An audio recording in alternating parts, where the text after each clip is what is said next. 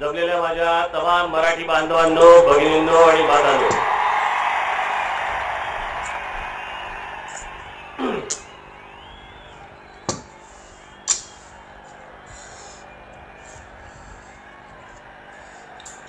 वारं खूप सुटले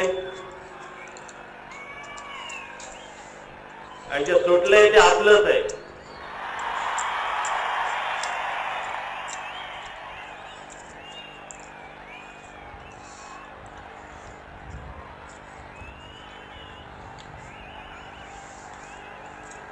या महाराष्ट्राचा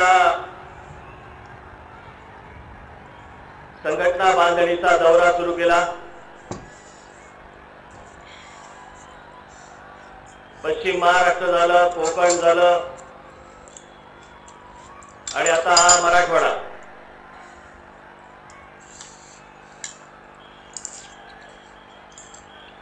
आजच्या जालन्याच्या सभेने हा मराठवाड्याचा भाग पूर्ण होतोय आणि पुढच्या 16 तारखेला मी विदर्भामध्ये जातोय. आणि या संपूर्ण दौऱ्याच्या काळात मी फक्त 3 सभा घेतल्या.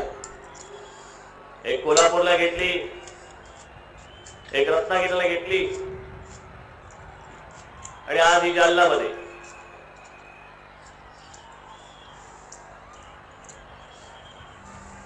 सोलापूरला घेतली.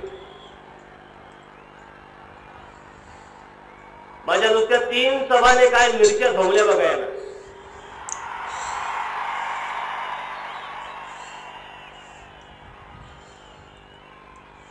आता तर मी फक्त विभागवार सभा घेतोय.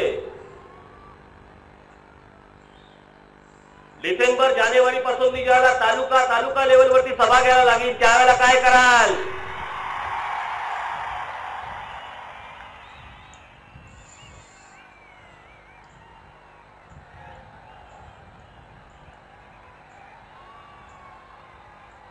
ते अजित पवार मला म्हणाले, म्हणे गडी बिसरलाय मी.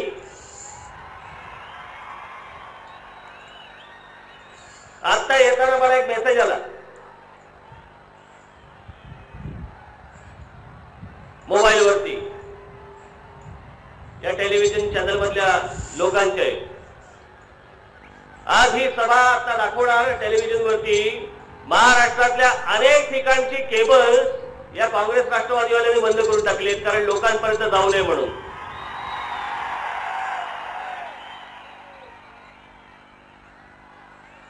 कोंबडं दाबलं म्हणजे उगवायचं राहत नाही, सूर्य उगवतोच.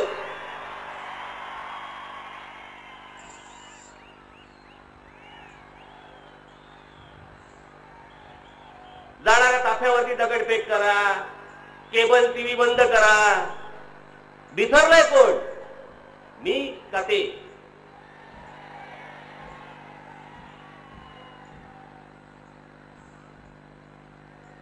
आणि त्या सोलापूरच्या सभेमध्ये काय बोललो मी वावगा?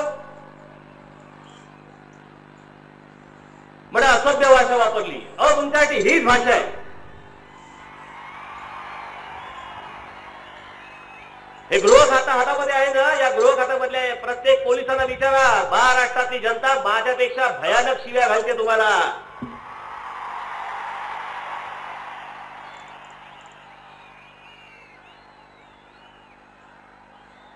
आणि मला कळलं नाही, महाराष्ट्राबरोबर जे असभ्य वर्तन करतात त्यांच्याशी आम्ही सभ्य भाषेत बोलायचं.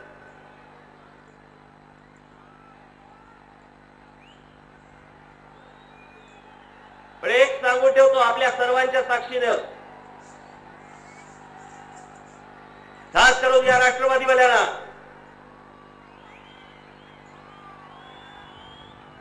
तुमच्याकडे जर प्रस्थापित असतील, माझ्याकडे विस्थापित आहेत. यांचं काहीच जात नाही, घरात घुसून मारतील.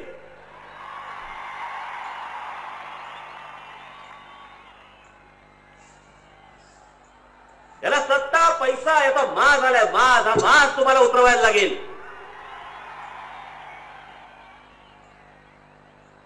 आणि आता सांगून ठेवतो, ह्याच्या पुढे जर काळे झेंडे दाखवले, त्या काळ्या झेंड्यांचे लाल बावटे होतील, एवढं लक्षात ठेवावं त्यांनी.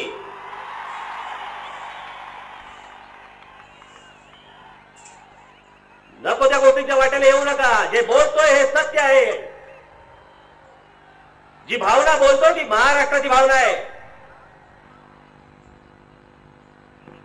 सहन होत नसेल कानात बोळे घाला.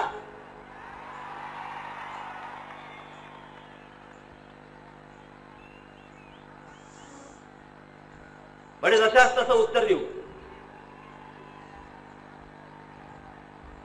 चला माझी तयारी. हे गृह खातं, हे पोलीस, हे सगळे एका बाजूला काढा. या आमच्या समोर स्वतःच्या 2 तगड्यांवरती घरी जाल गेले बघा.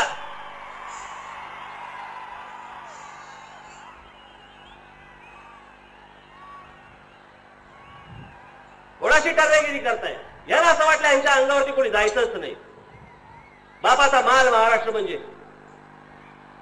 आम्ही करू तोच कायदा, आम्ही करू तीच गोष्ट, आम्ही करू तीच व्याख्या.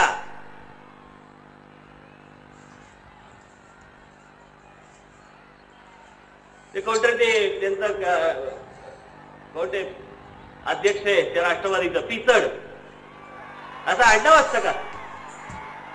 पिचड चिपाड.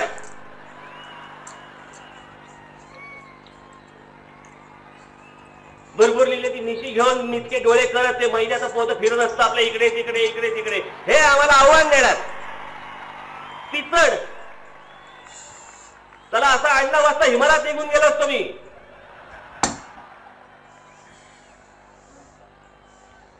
आणि दुसरं ते पुण्याची काकडी.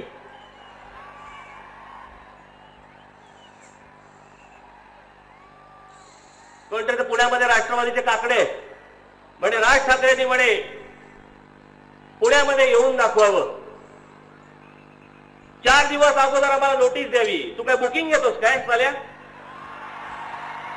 हॉटेल मॅनेजर आहेत. 4 दिवस अगोदर या. आज तारीख 2. आत्ता सांगतो 7 तारखेला मी पुण्याला येतोय. हिंमत असेल तर अडवून दाखवा मला.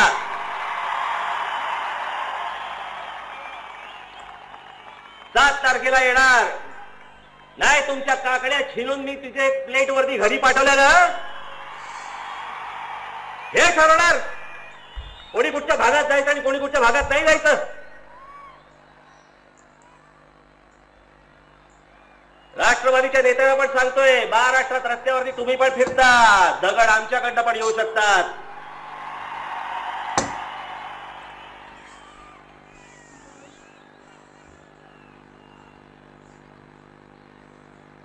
पण मी याच्यासाठी महाराष्ट्रात फिरतच नाहीये. महाराष्ट्रामधली परिस्थिती ही आपल्या समोर मांडतोय, सर्वांसमोर मांडतोय. जिथे जिथे जातोय ही गर्दी कशाचं काय येते, का जमतायत, रोज काय हा तुमचा उत्साह कशासाठी आहे. हा राग तुमचा काय.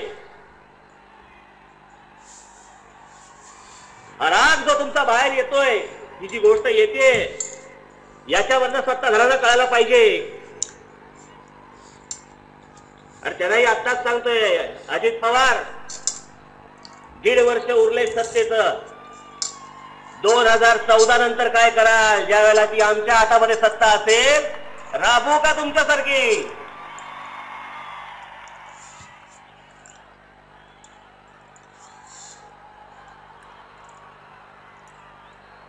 काय झालं तिकडे. बसा बसा शांत.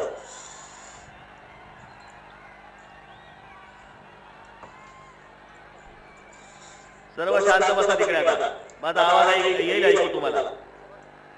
विनाकारण गोंधळ घालू नका तिकडे.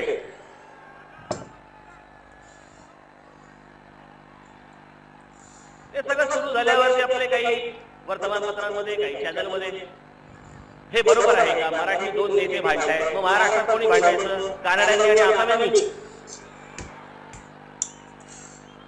महाराष्ट्रामध्ये सगळ्याच पक्षांचे नेते मराठीच आहेत. मराठीचा कैवार आलेला लोक म्हणे आता हिंसाचार घडवतायत. मराठी नेते एकमेकांच्या विरोधात बोलतायत. अरे महाराष्ट्रामध्ये तसंच होणार. तामिळनाडूमध्ये काय होतं. त्या मागे एकदा जयललिता मुख्यमंत्री असताना करुणानिधीनं रात्री लुंगीत उचललं होतं घरातलं. तिथले कोण लोक बोलले बघा बघा कसे दोन कानाडी नेते एकमेकांबरोबर कसे भांडतात, बरोबर नाही. अहो त्या राज्यात तेच नेते असतात, दुसरं असणार कोण. पण काही जणांना येतो पुळका, काही जणांना पुळका येतो या गोष्टींचा. मला हे सगळं राष्ट्रवादी काँग्रेसचं, खास करून राष्ट्रवादीचं काय चाललंय मला माहित नाही काय. त्यांचीच लोक मला येऊन सांगतात.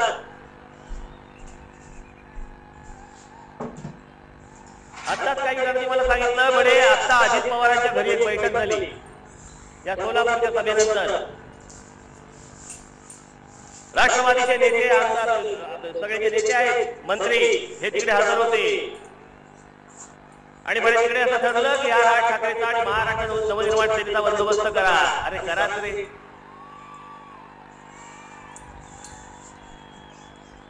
मला कल्पना आहे की हे कुठच्या कोणत्या थराला जाऊ शकतात याची मला पूर्ण कल्पना आहे.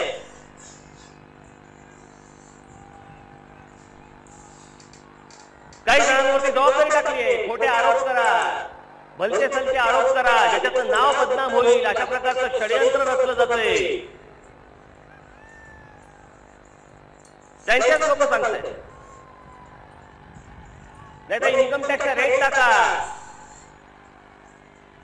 हे सगळं यांचं इथे आणि दिल्लीमध्ये बसून ठरतंय. आता चालू आहेत या गोष्टी. बदनामीचे कट चालू आहेत विरोधकांवरती या सगळ्या गोष्टी. अरे कुठे भोगाली पापं या असे फडतूस आरोप करून हे काही समोर माझ्या हयार नाहीये. पण तुम्हाला एक गोष्ट सांगून ठेवतो, यांची दादागिरी महाराष्ट्रात याच्या पुढे तुम्ही खपवून घेता कामा नये. जिथे आडवे येतील तिथे ठेचून काढलेच पाहिजे तुम्ही. हा बाग त्यांचा हा तुम्ही उतरवलाच पाहिजे. हे कोणाला सांगते? आम्हाला केसेसची भीती नाही हो. आम्ही अस्वलं आहोत, अस्वलं. अंगावर फक्त केसेसच.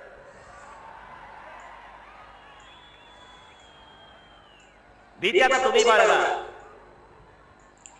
जे आम्ही बोलतोय ते राजकीय बोलतोय. जी टीका करतोय ती राजकीय टीका करतोय. फालतू टीका करायचा जर प्रयत्न केला तर आमच्याकडनं तसंच उत्तर तुम्हाला याच्यापुढे मिळेल. याच गोष्टींमधलं उत्तर मिळेल एवढं त्यांनी लक्षात ठेवावं, तुम्ही द्यावं. हा अख्खा पक्ष तुमच्या मागे उभा आहे, काही काळजीचं कारण नाही. केसेस झाल्या 2014ला सत्ता आल्यावर काढून घेईन तुमच्या सगळ्या केसेस. काळजी करू नका, अजिबात काळजी करू नका.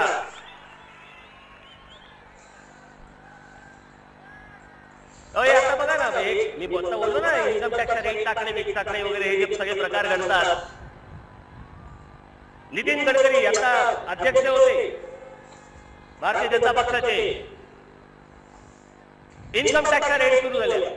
त्यांची ज्यावेळेला परत ज्यावेळेला नेमणूक होणार होती, इन्कम टॅक्सचा रेट सुरू झाल्या. त्यांची ते काय कुर्ती बिर्ती वगैरे वगैरे सगळ्या इन्कम टॅक्सचा रेट. ज्या दिवशी नितीन गडकरी अध्यक्षपदावर गेले त्याच्यानंतर एकही इन्कम टॅक्सची रेट पडली नाही. त्याच्यानंतर सगळं शांत. हा यांचा काँग्रेसवाल्यांचा, राष्ट्रवादीवाल्यांचा मामला. हे यांचे धंदे सुरू आहेत. ते काल म्हणे अजित पवार, मी एका हॉटेलला थांबलो होतो. अजित पवार म्हणाले बाहेर म्हणे सर्किट हाऊसवरती म्हणे बैठका घ्यायच्या आणि राहायला म्हणे पंचतारांकित हॉटेलमध्ये जायचं. अहो स्वतःच्या पैशाने राहतोय, महामंडळातलं ढापलेल्या पैशात राहत नाहीये.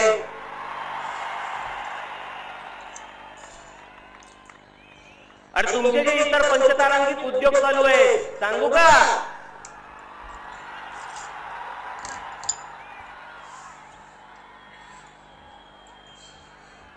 आणि एवढंच जर समजा त्या हॉटेलचं एवढं जर खूपच असेल, बरं मला एक गोष्ट सांगा, का अजित पवार किंवा त्यांचे मंत्री महाराष्ट्रात फिरतायत ते का बैलगाडीत फिरतायत? विमान आणि हेलिकॉप्टर फिरतायत, काढा दिवसात ते करतायत. अहो मी आता गेलो त्या मराठवाड्याच्या दौऱ्यावरती. बाबा मी तुम्हाला खरं सांगतो, स्वतःच्या डोळ्यांनी पाहून या. मी ते रात्रीच्या रात्री सर्किट हाऊस बदललं. नांदेडच्या सर्किट हाऊसला गेलो मी. इथे माझे पत्रकार बांधव बसले. माझी विनंती आहे की त्या नांदेडच्या सर्किट हाऊसला जा. 7 स्टार सर्किट हाऊस. महाराष्ट्रात प्यायला पाणी नाही. एक टँकर आला की 500-500 माणसं त्या टँकर भोवती फिरतात, उभे असतात, पाण्यासाठी वणवण फिरताय. आणि त्या नांदेडच्या शासकीय विश्रामगृहामध्ये जाऊन बघा, अख्खं काचेचं 7 स्टार. आतमध्ये कारंजी उडताय पाण्याची. फक्त तिकडे काय 4 का 5 तिकडे त्याचे स्वीट्स आहेत. त्या स्वीट्स मध्ये तिकडे तुम्ही म्हणाल ते सगळं तिकडे. बाकीचं मागवायला लागतं, पण आता तरी तिकडे सगळंच आहे.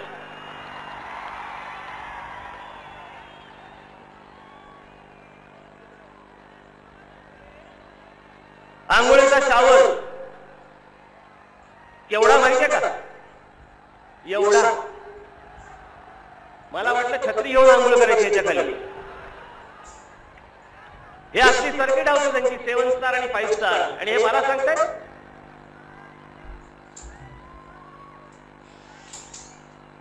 मला एकच गोष्ट सांगा अजित पवार,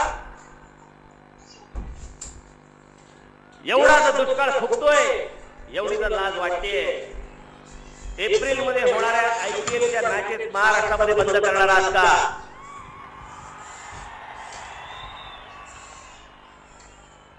शरद पवार साहेबांना देखील माझं म्हणणं आहे, भास्कर जाधवने लग्न केल्याबद्दल त्याला झाडलात ना की एवढा का खर्च करता? दुष्काळ पडलेला आहे, दुष्काळामध्ये एवढा खर्च बरा नव्हे हे सांगितलं ना त्या भास्कर जाधवला. यांच्याच कृपेने उभ्या राहिलेल्या त्या IPLच्या मॅचेस महाराष्ट्रामध्ये होणार की नाही होणार? महाराष्ट्रात दुष्काळ पडलेला आहे आणि त्या जर होणार असतील तर बाकीचा भंपकपणा बंद करा. बाकीच्या गोष्टी सांगू नका कोणाला काय करायचं आणि काय नाही करायचं ते. यांचे इंटरेस्ट जिकडे जपले जातात तेवढ्या गोष्टी राहतात आणि बाकीच्यांना सल्ले द्यायचे. आज अख्खा मराठवाडा फिरलो, तिथे पश्चिम महाराष्ट्र सगळी ओरड काय असते दरवेळेला? विदर्भाकडे दुर्लक्ष, मराठवाड्याकडे दुर्लक्ष. सगळं पाणी जातो, सगळा पैसा जातो तो पश्चिम महाराष्ट्राकडे. आज पश्चिम महाराष्ट्रामध्ये जा, ज्या काँग्रेसच्या नेत्यांना ज्या पश्चिम महाराष्ट्राने इतकी वर्ष पोहोचलं, त्या पश्चिम महाराष्ट्रात दुष्काळ पडलेला आहे. लोक घरदार सोडून बाहेर पडतायत, जनावरं खाटकाकडे चाललेली आहे त्या पश्चिम महाराष्ट्रात. म्हणजे आमचा विदर्भही तसाच, आमचा मराठवाडाही तसाच, उत्तर महाराष्ट्रही तसाच, कोकणही तसाच. पश्चिम महाराष्ट्रात जातोय पैसा म्हणे, पश्चिम महाराष्ट्रात जातोय पाणी म्हणे आणि पश्चिम महाराष्ट्रात देखील दुष्काळ. तिथेही जनावरं मरतायत, लोक घरदार सोडून बाहेर चालले, दुसऱ्या शहरांमध्ये वळतायत. गेला मध्ये पैसा कुठे गेलेले? 70,000 कोटी रुपये सिंचनावरती खर्च केला म्हणून सांगता, कुठे गेले? दिसत का नाही? मला कोणीतरी म्हणाले की म्हणे तुम्ही काँग्रेसवरती टीका न करता राष्ट्रवादीवरती टीका का करतात? आता तिथे खूप गर्दी झाली मला कल्पना आहे, परंतु आपण जर सर्वजण शांत बसलात तर मला बोलता येईल आपल्याशी. कृपा करून आपण आवाज बंद करावा. मला वाटतं तिकडे काय असेल, आवाज ऐकू येत असेल, पण सगळेजण शांत बसून घ्या. मला लोक म्हणतात तुम्ही काँग्रेसवरती टीका करतो, करणारच म्हणे, पण राष्ट्रवादीवरती जास्ती का? कारण जबाबदार ते जास्ती आहेत.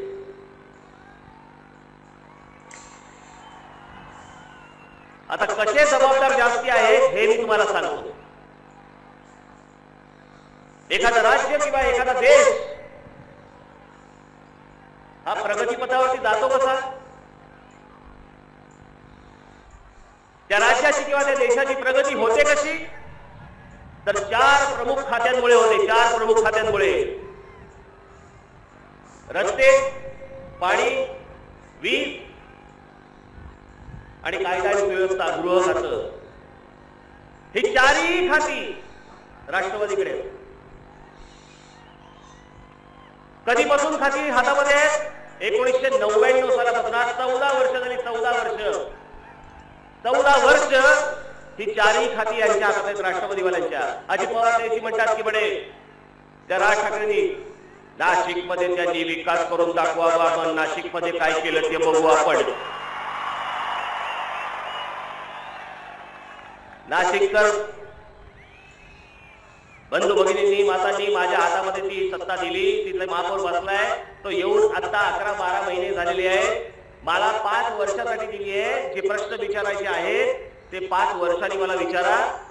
जो विश्वास नाशिकच्या जनतेने माझ्यावरती दाखवलाय त्याला कुठेही मी तडा जाऊ देणार नाही. तिथे काय करतोय हे तुम्हाला भविष्यात दिसेलच. पण अजित पवार तुमच्या 14 वर्षाचा पाडा कोणी वाचायचा?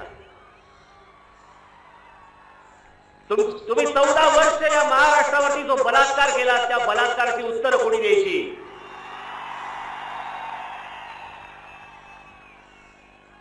त्याची उत्तर कोणाला मिळणार नाही. या गोष्टी तुम्ही फक्त करत राहायच्या. 14 वर्ष फक्त या गोष्टींमध्ये अख्खा महाराष्ट्र अख्खा होरपळून काढायचा. हे मजा करणार या सगळ्या गोष्टींची. आणि प्रश्न आम्हाला विचारणार. मध्यंतरी मी त्या जे सोलापूरचं माझं भाषण झालं ते सोलापूरचं भाषण झाल्यावरती नेहमीप्रमाणे शरद पवार साहेबांचं मला माहिती होतं की काय ह्याची प्रतिक्रिया काय येऊ शकते. बरीच वर्ष हीच प्रतिक्रिया ऐकतो मी शरद पवार साहेबांची. पोरकट टीकेला मी उत्तर देत नाही. बालिश टीकेला मी उत्तर देत नाही.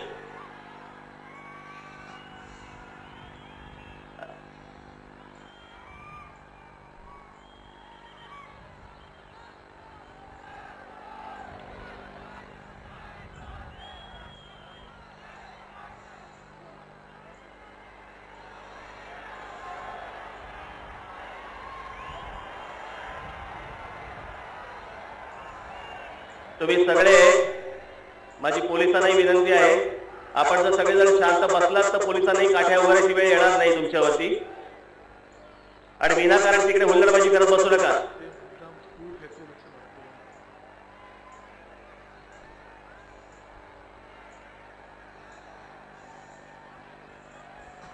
आणि जर इथे कोणी जर दंगामस्ती करायला समजा आलेला असेल तर चारी बाजूनी वेळल्या एवढं लक्षात ठेवा.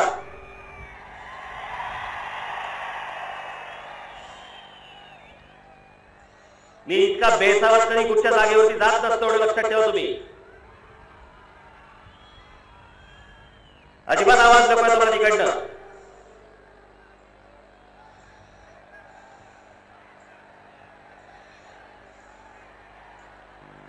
मी आज शरद पवार साहेबांसाठी म्हणून काही प्रश्न आणले. बालिश आहेत, पोरकट आहेत.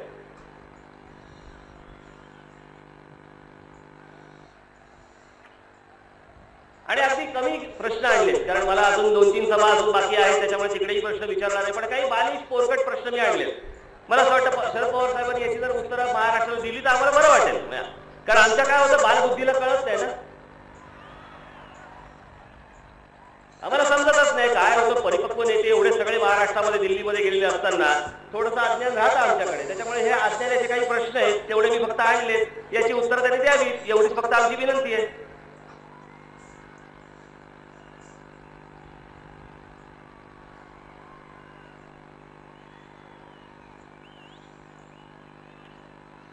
हे पवार साहेबांचंच वाक्य होतं की 1972 पेक्षाही भीषण दुष्काळ महाराष्ट्रामध्ये यायला पडलेला आहे. आता फक्त एवढंच मला पवार साहेबांनी सांगावं की ही अवस्था सरकारने निर्माण केली का निसर्गामुळे झाली. ते याची उदाहरण देतो मी. मी फक्त एक तीन प्रकल्प आणले. बाकी माझ्याकडे गठ्ठा आहे. अख्खी एवढ्या 2-2, 4-4 फाईल पडलेले आहेत माझ्याकडे सगळ्या गोष्टींच्या. त्याच्यात मी 2-3 प्रकल्प आणलेत. आपल्याला फक्त अंदाज यावा एवढ्यासाठीच आहे. याच्यामध्ये एक निम्न दुधना प्रकल्प तालुका सेलू जिल्हा परभणी. मूळ मान्यता कधी मिळाली बघा. मूळ मान्यता 30 मे 1979 साली मिळाली. त्यावेळी प्रकल्पाची किंमत 28.41 कोटी रुपये होती. 1979 ते 1975 पर्यंत यावर खर्च केला गेला 5,67,00,000. 1995 ते 2000 या 5 वर्षात याच प्रकल्पावरती खर्च केले गेले, म्हणजे 2095 ते 2000 पर्यंत 91,14,00,000. 2000 ते 2012 या 12 वर्षात यावर खर्च झाले 936.64 कोटी रुपये. 1978-79 या वर्षात या प्रकल्पाला सगळ्यात आधी निधी मिळाला होता, पण प्रत्यक्षात खर्च कधी केला तर तो 1994-95 साली. आजही उजव्या कालव्याचे काम 55% बाकी आहे, तर दोन्ही कालव्यांवरील वितरण व्यवस्था 75% पूर्ण व्हायची आहे. मला समजलंच नाही पवार साहेब, मला याचं प्लीज उत्तर द्याल का कृपा करून. मला हे समजत नाही, हे प्रकल्प का थांबतायत, कशासाठी थांबतायत, एवढा खर्च करून पण का होत नाहीये. जायकवाडी प्रकल्प टप्पा 2, पैठण उजवा कालवा, माजलगाव धरण, माजलगाव उजवा कालवा. मूळ मान्यता 21 मे 1974. त्यावेळी प्रकल्पाची किंमत होती 78.25 कोटी. 1985 साली याची किंमत झाली 272 कोटी. 1999 साली ही किंमत झाली 542 कोटी. तेव्हाच प्रकल्प चालू आहे. 2001 साली ती झाली 792 कोटी आणि 2009 साली तीच किंमत झाली 2216 कोटी. यात माजलगाव धरणाचे काम पूर्ण झाले व कालवे व वितरण व्यवस्थेचे काम अजूनही पूर्ण झालेले नाही असे ते म्हणतात. काही कामे तर सर्वेक्षणाच्या पातळीवरती आहे. 1974 ला सुरू झालेला प्रकल्प आहे, अजूनपर्यंत एवढे पैसे खर्च झाले. मांजरा प्रकल्प, तालुका केज, जिल्हा बीड. मूळ मान्यता 20 ऑगस्ट 1975 साली मिळाली होती. त्यावेळी या कामाची किंमत होती 17.14 कोटी. 1983 साली ती किंमत झाली 31.60 कोटी. 1999 साली ही किंमत झाली 176.2 कोटी. 2005 साली हीच किंमत झाली 486 कोटी आणि 2008 साली म्हणजे फक्त 3 वर्षात याची किंमत झाली 1087 कोटी. अजूनही धरण पूर्ण झालेलं नाही. उंची, बॅरेजेस, कालव्यांचे अस्तरीकरण ही कामं बाकी आहेत. फक्त 3 उदाहरणं दिली, बाकी माझ्याकडे अख्खे गठ्ठेच्या गठ्ठे पडलेले आहेत.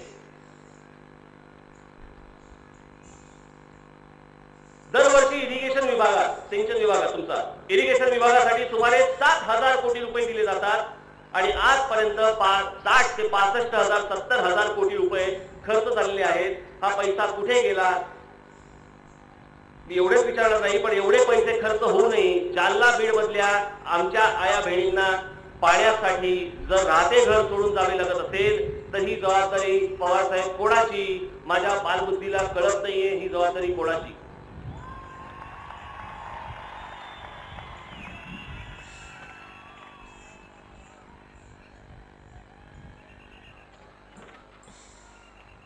अजित पवार, सुनील तटकरे हे आम्ही या पैशामधून धरणं बांधली असं सांगतीलही, मात्र कालवे कोणी करायचे, धरणाचे पाणी शेतीपर्यंत न्यायची कामे कोणी करायची, वितरण व्यवस्थेची जबाबदारी कोणाची, बॅरेजेस कालव्याचे अस्तरीकरण कोणी करायचे, या माझ्या फडतूस प्रश्नांनाही अभ्यासू शरद पवारांनी उत्तर दिले तर महाराष्ट्राची जनता भर दुष्काळात दिव्य साक्षात्कार झाल्याचा अनुभव घेईल. कृपा करून माझ्या या प्रश्नांना उत्तर द्यावी. पवार साहेब, मी वाट बघतोय. केवळ 20 ते 25% निधी अभावी राज्यातले लहान मोठे 150 प्रकल्प रखडले आहेत. या प्रकल्पांसाठी 2,000 कोटी रुपये लागणार आहेत. हे पैसे देऊन तुम्ही राज्यातील 150 प्रकल्प कधी सुरू करणार आहात? एवढा बालिश प्रश्न, फडतूस प्रश्न हा मी पवार साहेबांना विचारतो, त्याची उत्तर त्यांनी द्यावी. घोटाळ्यांची रक्कम ते सोडून द्या. सिंचनाची कामं ज्यांच्याकडे होती अशा आमचे बुधाजीराव मुळे, सिंचनाची कामं ज्यांच्याकडे होती आणि आहेत अशा सगळ्या इंजिनियर्सच्या संपत्तीचे ऑडिट करा अशी मागणी बुधाजीराव मुळे यांनी केली होती. जर तुमच्या मनात पाप नाही, तुम्ही काहीही चुकीचे केलेले नाही असे तुम्हाला छातीठोकपणे वाटत असेल तर तुम्ही तुमच्यासह अधिकारी आणि तुमच्या चिल्ल्या पिल्ल्यांची संपत्ती जाहीर करणार का? फालतू प्रश्न आहे.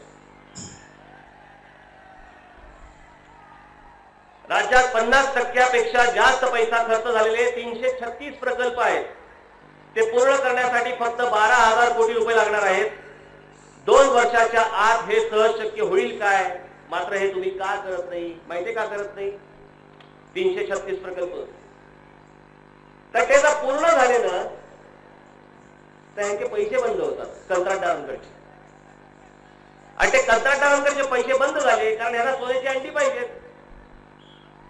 सतत पाहिजे असतात, सतत कामं काढायची असतात.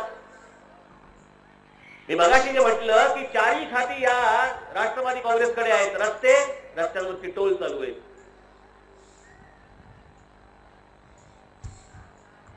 सिंचनाचं पाण्याचं यांच्याकडे खातं आहे.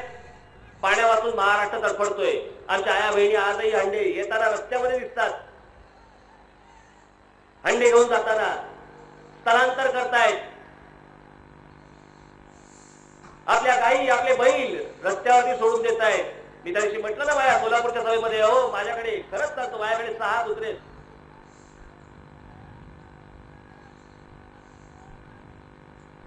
त्या 6 कुत्रे माझ्या घरामध्ये असताना तसेच हे बैल आहेत, ह्या गाई आहेत, हे आपली आहेत, ही आपली मुलं आहेत.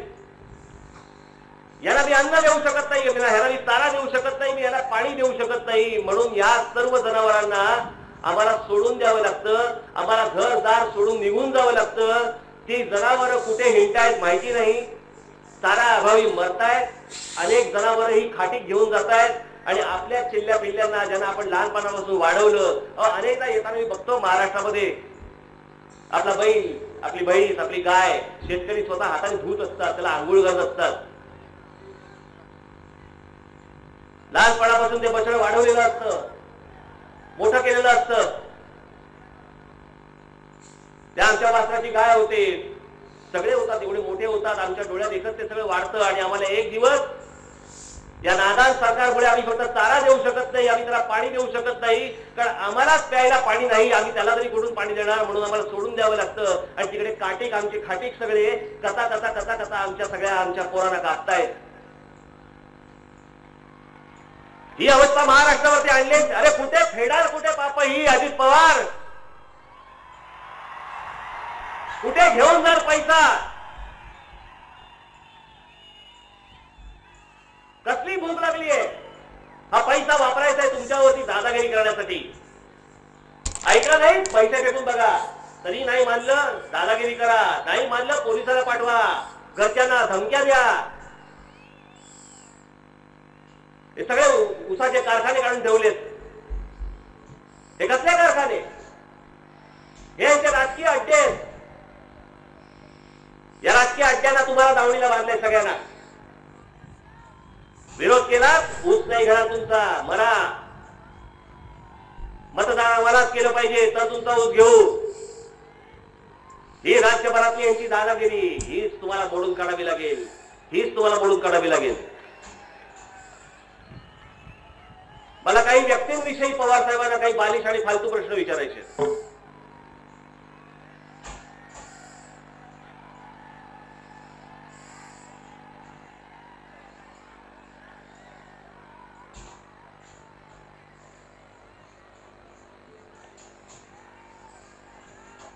हा एक अंक आलाय. हा मी मराठी ट्रान्सलेशन करून मी महाराष्ट्रात सगळीकडे वाटणार आहे. हा तहलकाचा अंक आहे, तहलका. आणि हा अख्खा अंक, याची कव्हर स्टोरी ही अजित पवारांवरती आहे आणि अजित पवारांच्या सगळ्या चिल्ल्या पिल्ल्यांवरती त्याची स्टोरी आहे.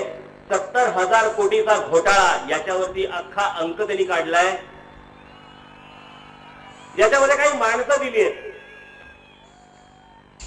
याच्यामध्ये एक गोष्ट त्यांनी दिली आहे की जी इतकी भयानक आहे. आणि त्याच्यात त्यांनी असं दिलंय की महाराष्ट्रामध्ये हा सगळा सिंचन घोटाळा होत असताना महाराष्ट्रामधले विरोधी पक्ष, शिवसेना, भारतीय जनता पक्ष करतय काय? यावरती का बोलत नाहीये? मला आज मराठवाड्याच्या सगळ्या दौऱ्यावरती अनेक ठिकाणी मला ऐकायला मिळालं. सगळ्या ठिकाणी मिली बघत ही 4 माणसं मी तुम्हाला वाचून दाखवतो. ही 4 माणसं ती मला आता माहिती असलेली 4 माणसं आहेत. अशी असंख्य माणसं आहेत. कंत्राटदार हे कोण आहेत? त्यातलं पहिलं नाव आहे त्याच्यामध्ये अजय संचेती, भाजप राज्यसभा खासदार. नोव्हेंबर 2005 पर्यंत यांच्या कंपनीचे नाव होते शक्ती कुमार एस संचेती मर्यादित. नंतर त्याचे नाव झाले SMS इन्फ्रास्ट्रक्चर. शासनाचा नियम आहे की कुठल्याही कंपनीला 3 पेक्षा जास्त कामं मिळत नाहीत. यातून पळवाट काढण्यासाठी संचेतीने दोन्ही कंपन्यांच्या नावावरती कामं घेतली आणि कोट्यावधी रुपयांची कामं आतापर्यंत मिळवून घेतलेली आहे. याच इरिगेशन डिपार्टमेंट मधनं जे भारतीय जनता पक्षाचे खासदार आहेत, हे अजित पवारांच्या जवळचे.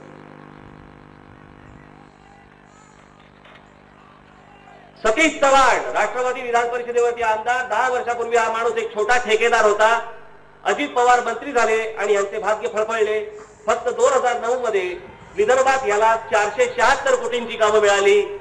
मराठवाडा आणि इतर भागात यानं 1000 कोटीपेक्षा जास्त कामं मिळवलेली आहेत. ती जुनी माहिती आहे त्यातली, आता नव्याची कामं माहिती नाही किती.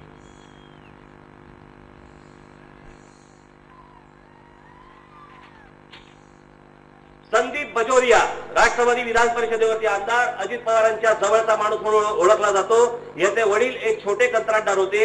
अजित पवारांनी यांना 2009 या एकाच वर्षात 820 कोटींची कामं दिली. नंतर ती कामं देण्यात काहीतरी गैरव्यवहार असल्याचे कळल्यावर 532 कोटींची कामं काढून घेण्यात आली. 2010 मध्ये अजित पवारांनी याला आमदार केलं.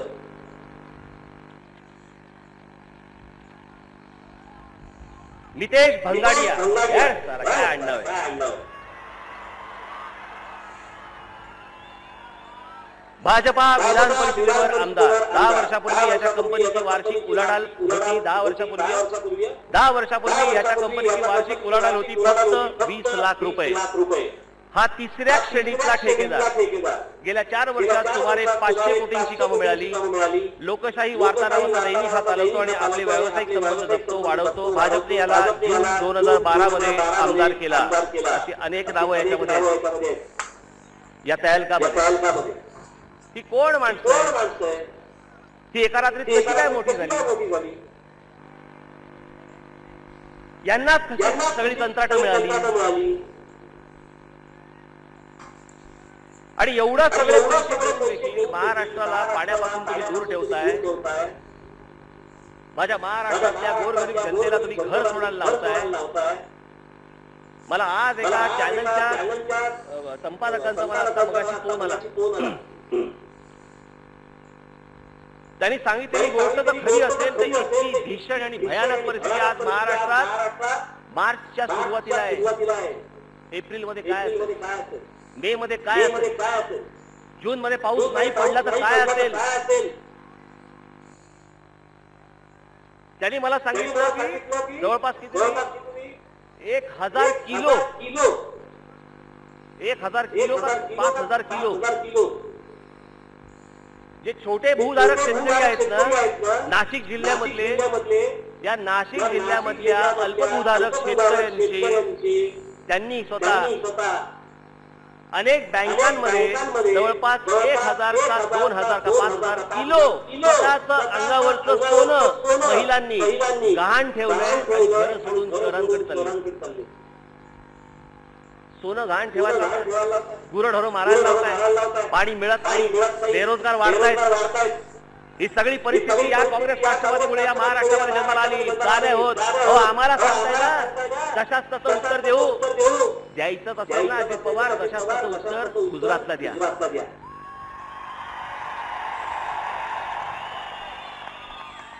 गुजरात मध्ये जशी प्रगती चालू आहे ना, कर्नाटकात जशी प्रगती चालू आहे, गोव्यामध्ये जशा प्रगती चालू आहे, इतर राज्यांमध्ये ज्या प्रकारची प्रगती चालू आहे ना, त्यांना सांगा आम्ही जसं असतं तो उत्तर देऊ.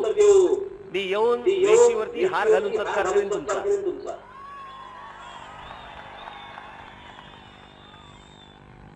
आम्हाला सांगताय कसे उत्तर देऊ. इथेही काय मिळणार नाही, इथे उलट्या अंगावर येऊ आम्ही. बघा भाऊची राज्य कुठे चालली. मी तुम्हाला एक किस्सा सांगतो. मी गुजरातला गेलो असताना काय दुर्दैवी परिस्थिती आहे बघा महाराष्ट्रामध्ये. मी रिलायन्सचा एक तिथला प्रोजेक्ट जामनगरचा, त्या जामनगरच्या प्रोजेक्टमध्ये वरती बघायला गेलो. एक अख्खा प्रोजेक्ट दाखवला त्यांनी. त्याच्यानंतर त्यांचा एक रिलायन्स ग्रीन नावाची 1000 एकरची जमीन आहे. 1000 एकर त्यांच्यामध्ये, त्या प्रकल्पाच्या मध्ये 1000 एकरची जमीन आहे. मी तिकडे गेलो, एवढी छोटी छोटी झाडं, एवढी छोटी छोटी झाडं कसली आंब्याची, आणि त्या आंब्याच्या झाडांना एकेका झाडाला साधारणपणे 200-200, 500-500 असे सगळे आंबे लागलेले, कैद्या लागल्या होत्या. मला त्यांनी सगळं दाखवलं, विविध जाती होत्या तिकडच्या. त्यांनी मला सांगितलं आमच्याकडे इथे आता काहीतरी 250-300 का 400 काहीतरी जाती आहेत आंब्याच्या, आणि त्या 250-300 जाती कुठे? गुजरात, जामनगर. त्या 250-300 जाती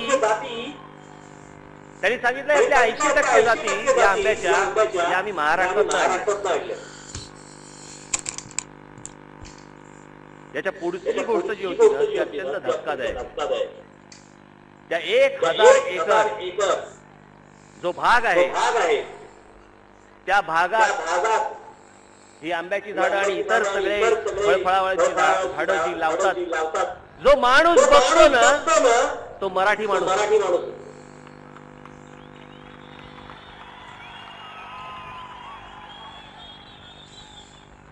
गोष्ट चांगली जरी असली तरी लाज वाटण्यासारखी.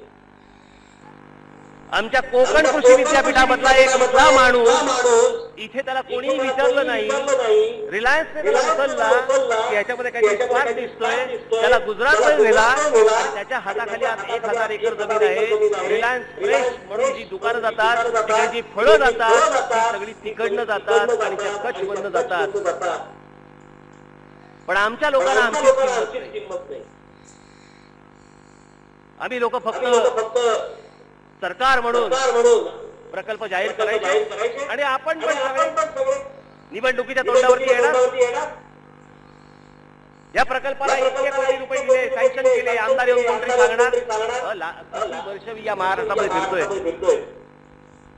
या महाराष्ट्रामध्ये सगळी जिल्ह्याची सगळी गावं, जिल्ह्यांची गावं, सगळे तालुके, काही बदल नाही. कोणाला काही वाटतच नाही काही करावं. जाणीवाच वेगळ्या. जशी 20 वर्षापूर्वी दिसायची तशीच दिसतात. आणि याचं कारण तुम्ही त्याच लोकांना त्याच भूलथापांना बळी पडत आलात आणि त्याच लोकांना निवडून देत गेलात, म्हणून हा बदल झाला नाही. मी आज काय तुमच्याकडे मत मागायला नाही आलोय, आज काही निवडणुका काही नाही, पण तुम्ही हा विचार करणं गरजेचं आहे. एक काहीतरी कोणशीला बसवायची, सांगायचं या प्रकल्पाला इतके पैसे आले, त्याच्यावरती जिल्हा परिषद निवडणूक जिंकून टाकायची. पुढच्या निवडणुका आल्या, परत काहीतरी पैसे सँक्शन केले म्हणून सांगायचं, परत एक कोणशीला बसवायची, परत त्याच्यामध्ये पंचायत समिती निवडणुका काढायच्या. विधानसभा आल्या, परत एक कोणशीला बसवायची, परत तुम्हाला सांगायचं की आम्ही आता राज्य सरकारकडनं इतके कोटी रुपये आणले, आम्ही पण खुश, आम्हाला वाटतं पाणी येणार. वर्ष चालू आहे, त्याच्यावरती लोकसभा काढतायत, विधानसभा काढतायत, जिल्हा परिषदा काढतायत, पंचायत समित्या काढतायत. हीच लोक निवडून येत आहेत आणि हीच लोक तुम्हाला दाखवतायत आम्हाला काही नाही. इतकी वर्ष तुमच्यावरती जे अन्याय चालू आहे, पाणी देऊ शकत नाही तुम्हाला, गुरांना चारा देऊ शकत नाही, मग देऊ काय शकतात? मग हे करू काय शकतात? जर हे काहीच करू शकत नसतील, जर महाराष्ट्रामध्ये आज दुष्काळाची परिस्थिती आज जर ही असेल, परवा दिवशी कोणतरी केंद्रामध्ये एक समिती आली, त्या समितीच्या कोणतरी चोप्रा म्हणून कोणतरी होते, काय बोलले चोप्रा? महाराष्ट्राबद्दल बोलतोय आपण, महाराष्ट्राबद्दल, या सुपीक महाराष्ट्राबद्दल बोलतोय. त्यांनी असं तिथे वर्णन केलं अख्खा दुष्काळ पाहून की अशी परिस्थिती मी फक्त राजस्थानात पाहिली, भारतातल्या इतर कुठच्याही राज्यामध्ये अशी दुष्काळाची परिस्थिती पाहिली नाही. ही परिस्थिती आणली कोणी? ही परिस्थिती ओढवली कोणी? ही याच सगळ्या राज्यकर्त्यांमुळे आली, याच सगळ्या एनसीपीच्या नेत्यांमुळे आली.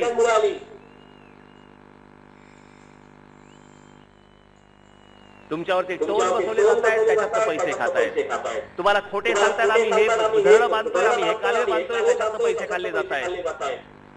12-12 तास, 16-16 तास लोड शेडिंग चालू आहे. खातं कोणाकडे? राष्ट्रवादी वाल्यांकडे. अजून लोड शेडिंग चालू आहे. त्याच्यात आमचे पंप जळतायत, आम्हाला शेती करता येत नाहीये, आम्हाला पाणी मिळत नाहीये, आमच्या मुलांना शिक्षण मिळत नाहीये, आमच्या घरातल्या बायका बाहेर जाऊन हंडे भरून पाणी घेऊन येत आहेत. आमच्या मुलांना नोकऱ्या मिळत नाहीये, सगळ्याला नन्नाचा पाडा नाही, मिळणार नाही, फक्त लाचारासारखे आम्हाला मतदान करत राहा. गृहीत धरलं तुम्हाला सगळ्यांनी. ही मेंढरं जातील पुढे, तुम्हाला फक्त मतदान करत राहतील आणि ते भोग तुम्ही भोगतात, यांना मतदान करून भोगतात. आणि यांना माहिती आहे, या सगळ्या लोकांना माहिती आहे की निवडणुकीच्या तोंडावरती काहीतरी येऊन सांगायचं आणि आमच्या भूलथापाला सतत बळी पडतायत.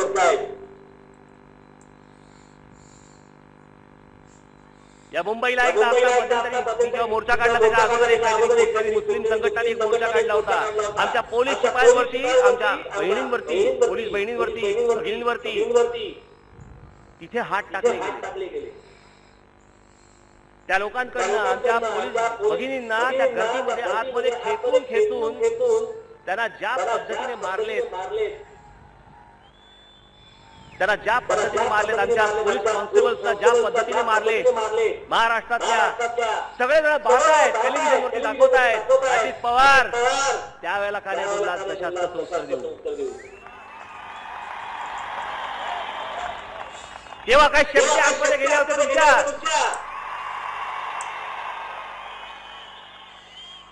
समोरून मुस्लिम संघटनांनी तिकडे मोर्चा काढल्यावरती तुम्हाला तिथे काही बोलता येत नाही का? मतं पाहिजेत, मतं. आणि या मतांच्या लाचारीत हा सगळा महाराष्ट्र अख्खा भरभरून टाकला या लोकांनी. हाच तुम्हाला सुधारावा लागेल. आज माझ्या हातात सत्ता काही नाही. या औरंगाबाद महानगरपालिकेमध्ये आमच्या मुलांनी तिथे साचलेल्या पुरातन सगळ्या विहिरी साफ केल्या, तिथल्या लोकांना पाणी दिलं मिळवून. मी काल जाऊन बघून आलो. या मराठवाड्यामधल्या तुम्ही सगळे आलेले आहात. हे पारंपरिक जे स्रोत आहेत ते सगळे खुले करा लोकांसाठी. गाळ साचला असेल तर काढा बाहेर. जी लोक ज्यांना पाणी मिळत नाहीये, जे दुःखी आहेत, माझ्या माता भगिनी आज जे हांडी घेऊन लांब जात आहेत, तिकडच्या विहिरीवर त्याला पाणी मिळवून द्या. तिकडे जो गाळ साचला असेल, तिकडे जसं औरंगाबादला झालंय तसं ठिकाणी देखील तुम्ही करा. आज आपल्या सगळ्या छावण्या ज्या आहेत त्या छावण्या महाराष्ट्र नवनिर्माण सेनेतर्फे देखील आता उभारण्यात येत आहेत. आता गेल्यावरती मुंबईला उद्या गेल्यानंतर माझी त्याच्यावरची बैठक आहे. त्याच्यासाठी माझ्याकडनं ज्या गोष्टी करता येतील त्या मी करणार आहे. पण यांच्या भविष्याला परत बळी पडू नका. या लोकांनी फक्त दुष्काळाची सोंग करायची, सल्ले आम्हाला द्यायचे. कोणी जर लग्न केलं तर बघा काय होतं लग्न, हे सगळ्या गोष्टी सांगायच्या आणि आतून फक्त पैसे खात राहायचे. ह्या आतापर्यंतचा चाललेला खेळ, हा तुम्हाला खेळ इथे संपुष्टात आणावाच लागेल, संपवावाच लागेल. आणि हा संपूर्ण जनसागर महाराष्ट्रातील जनता यांचे आशीर्वाद सगळ्यांना तुम्हाला आपल्याला मिळतील. हे राज्य राज ठाकरेच्या हातात येऊन बघा, काया पालट काय असतो हे मी तुम्हाला दाखवून देईन. आणि त्या सर्व गोष्टींच्या कामाला आपण सर्वांनी लागावं अशी एक नम्र विनंती करतो. आपण जो प्रचंड प्रतिसाद जो दिला, ते प्रेम दिलं, हे सदैव माझ्या पक्षाच्या मागे सदैव राहावं एवढी एक विनंती करतो आणि आपल्या सर्वांची मी रजा घेतो. जय हिंद, जय महाराष्ट्र.